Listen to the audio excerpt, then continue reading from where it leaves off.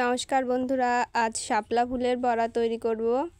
এর জন্য এই যে শাপলা ফুলগুলো নিয়ে নিয়েছি। এগুলো কিন্তু আমরা অনেকে ফেলে দিই, কিন্তু এই শাপলা ফুলের বড়া খেতে কিন্তু অনেক টেস্টি হয়। এই যে এখন বড়া শাপলা ফুল থেকে এই যে সবুজ পাপড়িগুলো ছাড়িয়ে নেব। ছাড়িয়ে সবুজ পাপড়িগুলো ফেলে দেব আর সাদা পাপড়িগুলো রেখে দেব বড়া তৈরি করার জন্য। এই দেখুন, এই যে সাদা পাপড়িগুলো রেখে দিচ্ছি। সাদা পাপড়ির পরে কিন্তু হলুদ একটা অংশ থাকে, সেটাও ফেলে দেব। শুধু সাদা পাপড়িগুলোই রাখবো বড়া ভাজার জন্য। এই যে একইভাবে সবগুলো ছাড়িয়ে নিতে হবে।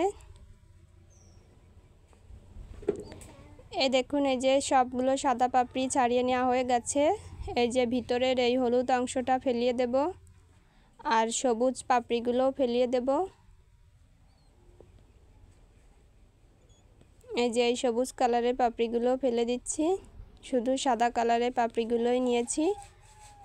এখন এই পাপড়িগুলো সব ভালোভাবে ধুয়ে নেব।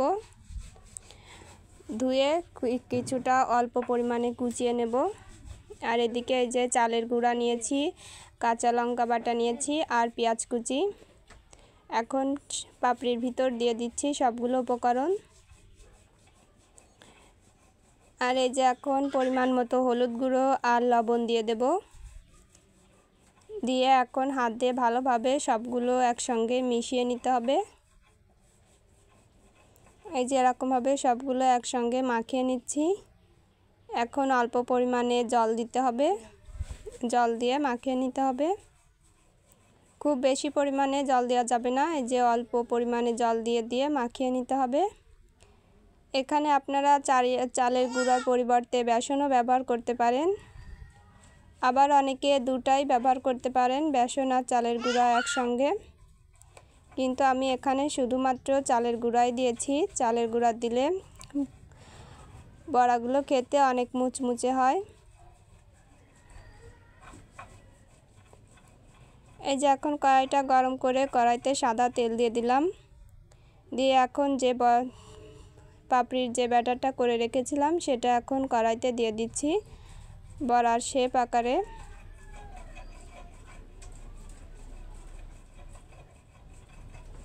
এই যে এরকম করে সবগুলো বড়া দিয়ে দেব।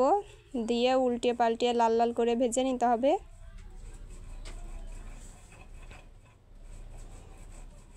এই যে দেখুন, খুব সহজেই কিন্তু বড়াগুলো উল্টিয়ে নেওয়া যায়। আর এটা ভাজা কিন্তু খুব বেশি ঝামেলারও না, খুব সহজেই কিন্তু এই বড়াগুলো ভেজে নেওয়া যায়। আর খেতেও অনেক টেস্টি হয়, আর খুব বেশি উপকরণও লাগে না। আমরা কিন্তু সবাই কুমড়ো ফুলের বড়া খাই, কিন্তু শাপলা ফুলের বড়া কিন্তু অনেকেই খায় না। এরকমভাবে খেয়ে দেখতে পারেন যারা এখনও খাননি।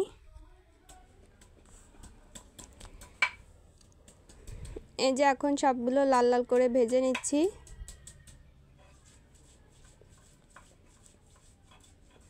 চালের গুঁড়া দেওয়ার কারণে কিন্তু বড়াগুলো খুব মুচমুচে হবে। এই যে লাল লাল করে ভেজে নেওয়া হয়ে গেছে, এখন তুলে নিচ্ছি। বাকিগুলো একইভাবে ভেজে নেব।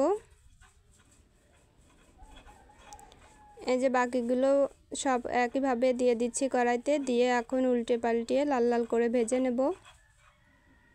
দেখেই বুঝতে পারছেন কত সহজে বড়াগুলো তৈরি হয়ে গেল। এই দেখুন, বড়াগুলো সব ভেজে নিয়েছি। এই যে নামিয়ে নিয়েছি ভেজে। কত সুন্দর হয়েছে বড়াগুলো দেখুন। আর খেতেও কিন্তু অনেক মজাদার হয়।